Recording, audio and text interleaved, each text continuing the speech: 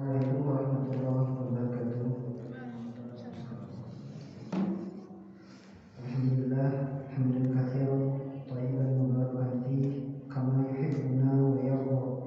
Wa asyhadu an la ilaha illallah wahdahu la syarika lah wa asyhadu anna Muhammadan abduhu wa rasuluh. Allahumma shalli ala Muhammad wa ala ahlihi wa sahbihi wa sallam. Alhamdulillah, hari ini tepatnya di tanggal 1 Muharram kita 1443 Hijriah, kita masih bisa diberi kesempatan untuk dapat berkumpul dalam rangka thalabul ilm, atau menuntut ilmu. Mudah-mudahan Allah memberkahi kita semua. Salawat serta salam mari kita limpahkan kepada Nabi kita, Nabi Muhammad SAW, kepada para keluarganya, para sahabatnya, dan orang-orang yang mengikutinya hingga akhir zaman nanti. Alhamdulillah, hari ini telah kedatangan guru kita semua, yaitu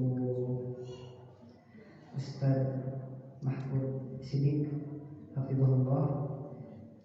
Semoga hari ini Allah memberkahi kita semua, dan semoga Allah memberi balasan kebaikan kepada kita semua, khusus kepada Ustadz yang telah menyempatkan hadir di malam ini untuk mau memberikan ilmu kepada kita semua.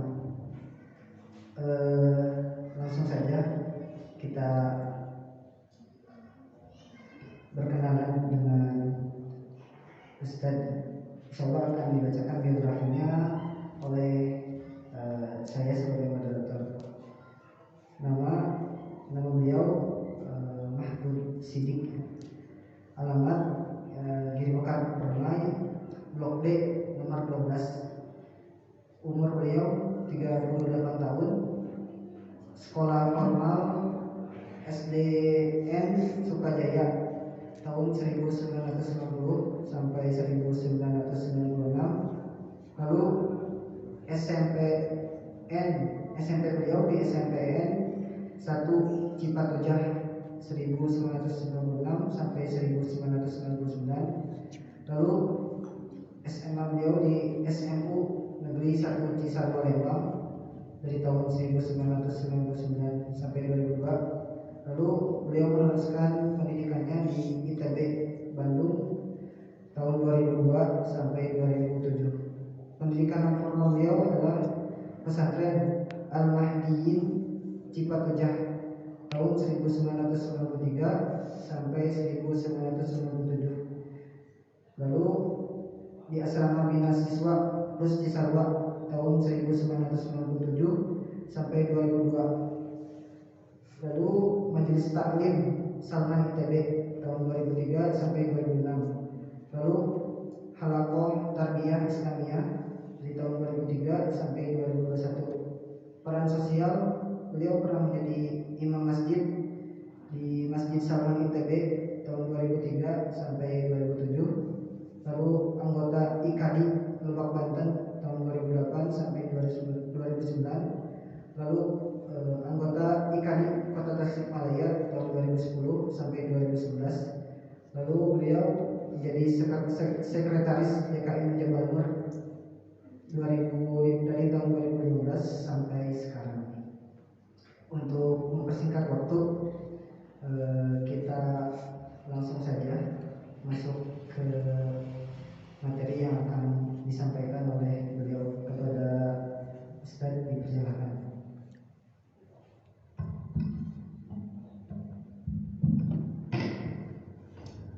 Bismillahirrahmanirrahim. Assalamualaikum warahmatullahi wabarakatuh.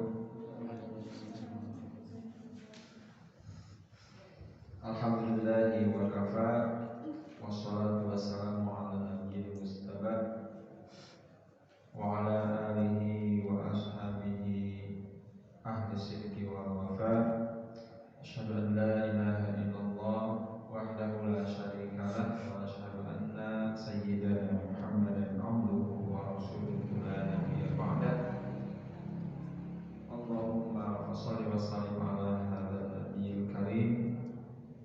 rasul sallallahu alaihi sayyidina Muhammadin wa ala alihi wa ashabihi ajma'in. Amma ba'd.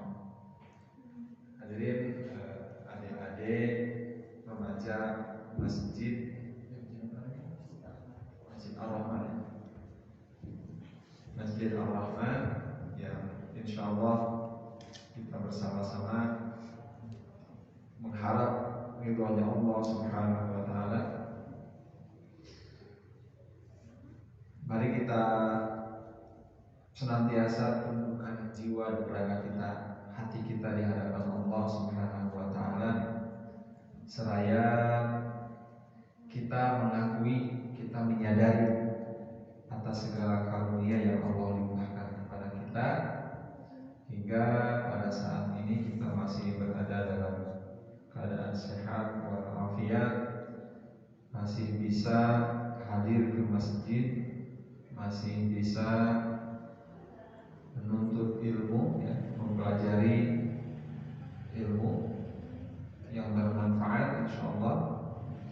Mudah-mudahan Allah Subhanahu wa taala senantiasa melimpahkan karunia-Nya bagi kita semua.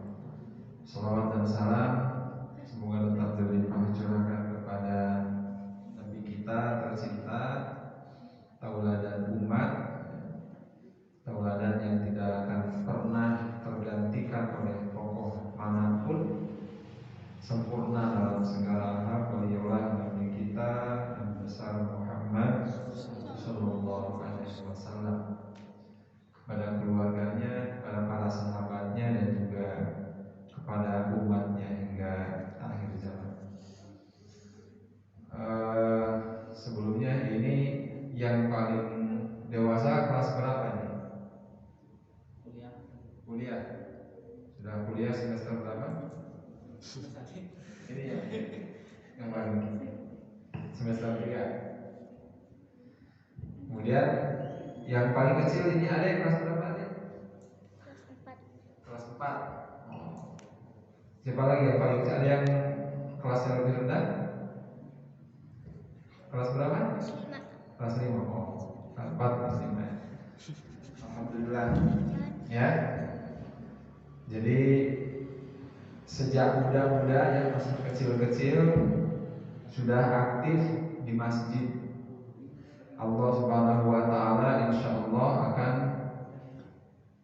Rasulullah sallallahu alaihi wasallam pernah menyampaikan bahwasanya nanti di akhirat itu ada beberapa golongan orang yang akan dinaungi oleh Allah Subhanahu wa taala di Yaumal Mahsyar. Terangnya Yaumal Mahsyar, nah? Yaumul Mahsyar itu adalah hari ketika kita dikumpulkan, dibangkitkan, ya, dimana kata beberapa riwayat matahari akan didekatkan sehingga panas luar biasa, ya. Dan tapi pada saat yang seperti itu, dimana yaumala dilla illa dillu, tidak ada naungan sedikit pun kecuali naungan dari Allah Subhanahu wa taala. Ada beberapa golongan, di antaranya adalah anak muda yang tumbuh dalam keimanan. Dia sejak kecil sudah terbiasa ikut hadir di dalam berjamaah di masjid, ikut hadir dalam ta'lim sejak muda, sehingga dia hatinya sudah tunduk kepada Allah sejak dia muda. Maka itu ketika terpelihara fitrahnya, terpelihara jiwanya, terdidik, terbiasa sejak kecil di dalam kebaikan, terbiasa di masjid, kan insya Allah termasuk salah satu golongan yang akan diberikan naungan oleh Allah, dikasih penghalang, ya, dikasih penutup, sehingga dia bisa teduh di bawah teriknya matahari. Kita bisa merasakan teduhnya. Selain itu, kalau kita sering beraktivitas di masjid, senantiasa hati kita terikat dengan masjid, ada juga golongan yang Allah sebutkan, yaitu orang-orang yang hatinya senantiasa terikat ke masjid. Ya, jadi orang-orang karena kita sudah terbiasa sejak kecil di masjid, kemudian sekolah mungkin tingkat yang lebih tinggi, SMA sudah misah dengan keluarga, misah dengan orang tua ya, atau kuliah lebih jauh lagi tempatnya. Tetapi karena sejak kecil sudah terbiasa terikat dengan masjid, maka dimanapun dia beraktivitas dia senantiasa mencari masjid. Ya, kita harus tanamkan dalam diri kita supaya kita senantiasa terikat dengan masjid. Itu yang dijanjikan oleh Allah melalui sabda Rasulnya, akan termasuk golongan orang-orang yang dinaungi Allah pada saat tidak ada lagi naungan kecuali naungan Allah Subhanahu wa taala. Ya. Kebayang ya nanti pada saat di alam mahsyar itu, kata Rasulullah di beberapa riwayat, orang itu saking panasnya dia dalam perkumpulan itu, dia ada yang sampai berkeringat semata kakinya. Artinya ketika dia berjalan berkumpul menuju padang mahsyar itu, dia ciprak-ciprik gitu ya di keringatnya sendiri. Ada yang sampai lutut keringatnya, ada yang sampai pinggang, ada yang sampai dagu, ada yang berenang di keringatnya saking panasnya. Tetapi Allah Maha Kuasa untuk mengkondisikan meskipun bersama-sama semuanya di dalam tanah lapang, tetapi hanya dirasakan oleh sendiri. Ya orang bareng semua ya, kalau kita di dunia sekarang kan banjir ya banjir semua bareng kan. Tapi Allah Maha Kuasa di akhirat ketika di alam mahsyar itu dibangkitkan, ada orang yang dengan dosanya yang banyak dia sampai hampir tenggelam dengan keringatnya sendiri saking panasnya. Ya. Tapi bagi orang-orang yang senantiasa hatinya terikat ke masjid, yang senantiasa sejak kecil dia membiasakan diri ikut berjamaah, membiasakan diri ikut taklim, ya, maka insya Allah jaminan dari Rasulullah SAW yang bersabda bukan dari pikirannya tapi adalah wahyu dari Allah, maka sebagian golongan yang akan diberikan naungan oleh Allah di hari itu adalah orang-orang yang tumbuh sejak muda dalam keimanan dan orang-orang yang hatinya terikat ke masjid. Mudah-mudahan ini anak-anak muda di sini, rekan-rekan yang aktif di remaja masjid, ya, termasuk golongan yang dijamin Allah Subhanahu wa taala diberikan naungan di akhirat nanti. Amin ya rabbal alamin. Baik adik-adik, mungkin karena biasanya kalau adik-adik kalau masih muda-muda kan tidak terlalu bisa lama-lama fokus ya. Biasanya sering kurang konsentrasi ya. Nah, jadi saya tidak akan panjang-panjang kasih materi, kita batasi mungkin setengah jam saja paling lama ya. Nah setelah itu kalau mau diskusi, kalau mau tanya jawab bisa dilanjutkan ya. Baik, kita akan bahas materi terkait biasa kan anak muda itu kan ingin mengetahui jati dirinya ya.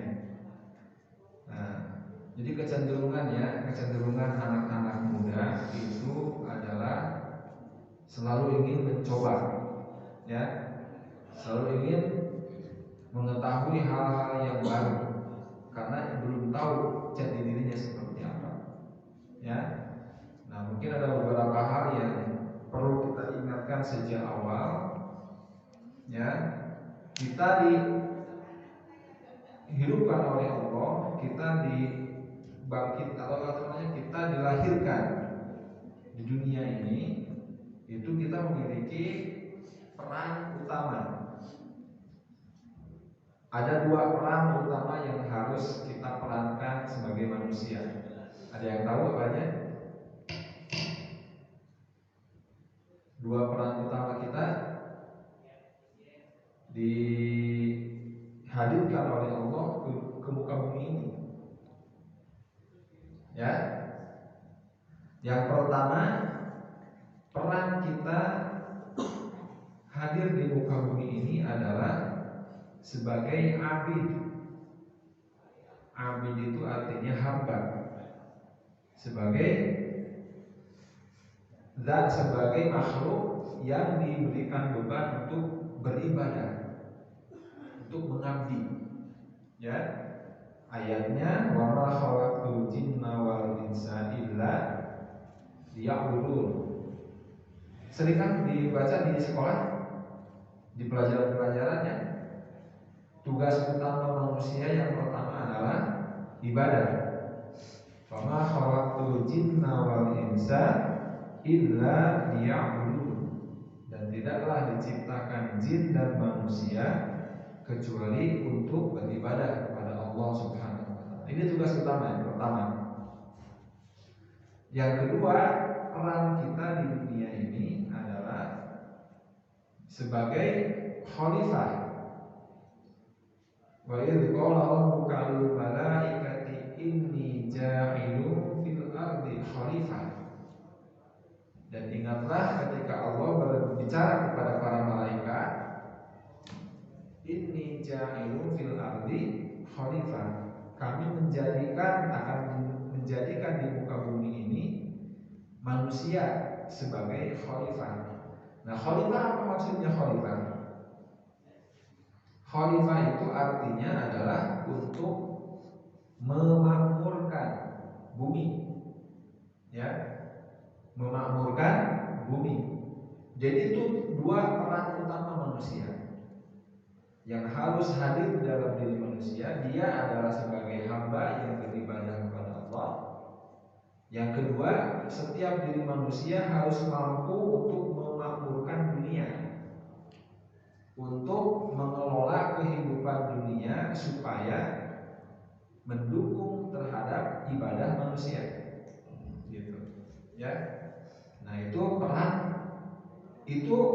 peran ini berlaku untuk seluruh manusia, siapapun itu. Ya.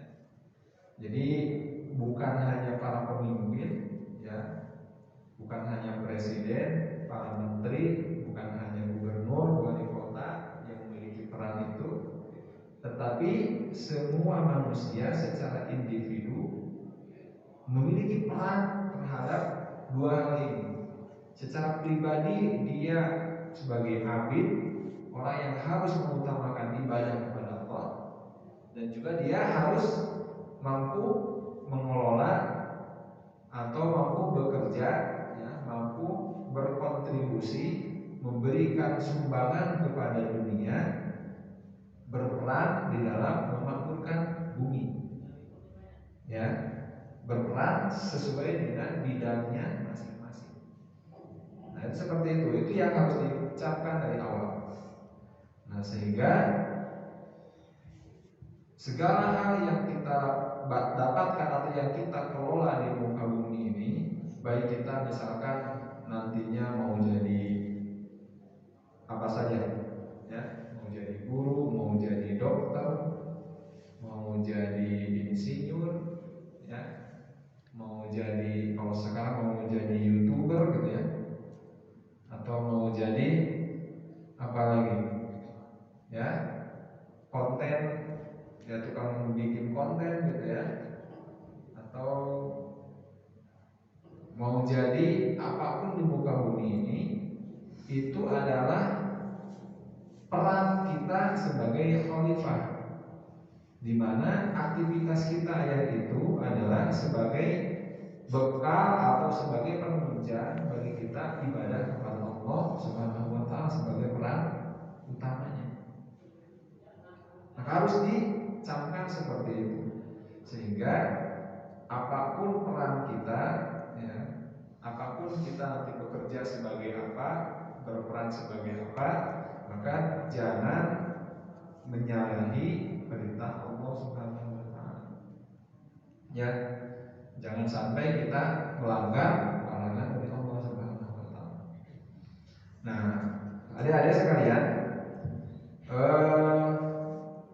Allah Subhanahu wa taala itu sudah memberikan potensi yang lengkap pada diri kita. manusia. Allah Subhanahu wa taala menyebutkan manusia ini diciptakan pada dalam keadaan bentuk yang paling sempurna. Ada yang hafal ayatnya? Surat At-Tin. Coba yang hafal surat At-Tin siapa? Ada yang perempuan? Wat-tin wa zaitun. Coba ayat kita baca bareng ya. A'udzu billahi minasy syaithanir rajim. Bismillahirrahmanirrahim. Wat-tin waz zaitun wa turi sinin wa hadzal baladil amin. Laqad khalaqnal insana fi ahsani taqwim. Tsumma radadnahu asfala safilin. Illal ladzina amanu wa 'amilus solihati falahum ajrun ghairu mamnun. Fama yukadzibuka ba'du biddin. Alaysallahu biahkamil hakimin. Ya. Laqad khalaqnal insana fi ahsani taqwim. Sungguh kami telah menciptakan manusia itu dalam wujud, dalam tongkrongan, dalam tampilan yang paling sempurna. Ya, kita itu tampilan paling sempurna, makhluk Allah yang paling sempurna. Kalau pengen membandingkan, pengen tahu ya sempurna atau tidak, coba datang ke kebun binatang. Ya, panggil satu-satu tuh, kita tunjukin. Lihat rombongan monyet, dilihat ya, semua jenis monyet kita lihat. Bandingkan dengan kita lihat kaca gambar kita, siapa yang lebih sempurna? Kita, manusia. Ya, dengan singa yang kuat begitu pun, tapi dia tidak sesempurna manusia. Ya, manusia diciptakan dalam keadaan paling sempurna.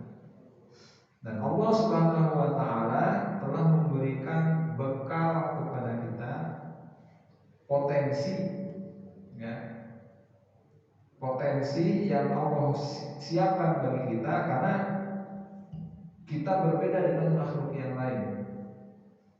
Kita memiliki tugas yang berbeda, ya, sehingga Allah memberikan bekal.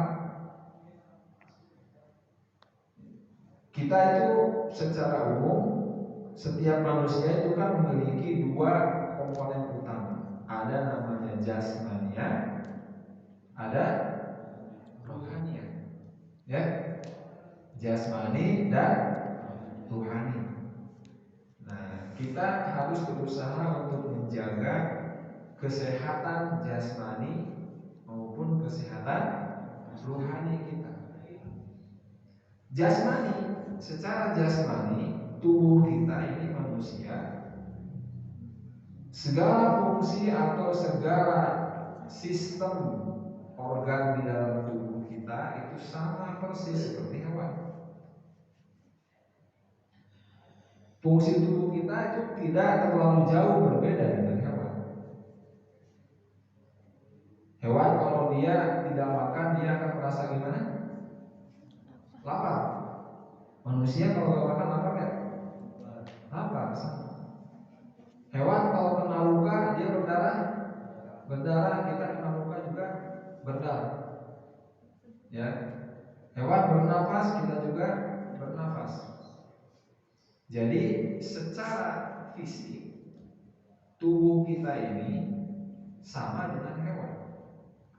Ya, secara sistem organ di dalam tubuh kita itu banyak samanya dengan hewan. Bahkan bisa dibilang sama persis dengan hewan, meskipun kita ada komponen-komponen yang lebih sempurna daripada hewan. Contoh otak, volume otak kita itu lebih besar daripada volume otaknya hewan, sehingga kita bisa merekam informasi lebih banyak daripada hewan. Tetapi fungsi tubuhnya, darahnya, jantungnya, memompa sama persis. Ya. Maka kalau kita hanya mengandalkan potensi jasmaniahnya saja, kita merasa kuat karena kita punya otot kuat, tanpa kita memperhatikan sisi ruhani, maka tidak jauh beda kita dengan hewan. Bahkan manusia karena dia diberikan nafsu, ketika dia tidak dikelola ruhaninya, maka dia bisa jauh lebih rusak daripada hewan. Dalam surat At-Tin lagi tadi ya disebutkan, laqad khalaqnal insana fi ahsani taqwim. Tapi berikutnya, summa radadnahu asfala safilin. Kemudian kami jerembabkan manusia itu menjadi makhluk yang paling rendah, ya, lebih rendah daripada hewan jika dia tidak memiliki iman. Illal ladzina amanu wa amilus sholihat, kecuali orang yang beriman dan beramal soleh, lahum ajrun ghairu mamnun, maka bagi mereka ada pahala yang tidak terbatas di sisi Allah Subhanahu wa taala. Nah, itu sisi jasmani, ya. Nah, secara yang kedua, sisi ruhani. Sisi ruhaniah. Nah, sisi ruhaniah itu isinya apa saja? Sisi ruhaniah ini secara garis besar dalam tubuh kita itu ada 3 komponen utama. Yang pertama ada yang namanya hati, ya. Yang kedua ada yang namanya akal. Yang ketiga namanya nafsu. Ada akal, ada hati, akal, dan nafsu. Itu adalah komponen dari ruhaniyah kita. Nah, bagaimana menyikapi terhadap potensi yang Allah berikan berupa jasmani? Kan ada 4 ya. Jasmani yang fisiknya, ruhani tadi ada 3. Nah, untuk jasmani, maka Allah Subhanahu wa taala sudah memberikan kita bekal dengan bentuk yang paling sempurna. Maka tidak boleh kemudian kita mengubah bentuk yang telah Allah berikan kepada kita. Nah, ini ya, kadang di luar sana ya banyak orang yang karena penasaran atau karena tidak puas dengan tampilan pribadinya, aduh ini punya hidung kayaknya kurang mancung sedikit, dioperasi ya, operasi plastik supaya hidungnya lebih tinggi ya. Atau mungkin hidungnya sedikit ada bengkokannya di ujung kan. Jadi pengen tampil berbeda, padahal Allah Subhanahu wa taala sudah memberikan setiap orang dalam bentuk yang sempurna. Nah, maka dilarang, haram hukumnya kita merubah tampilan fisik kita, merubah bentuk yang dari apa yang sudah Allah berikan. Di luar negeri itu banyak orang ya, tidak sedikit ya orang-orang yang saking ingin mengubah tampilan sampai kemudian mengorbankan kesehatan, mengorbankan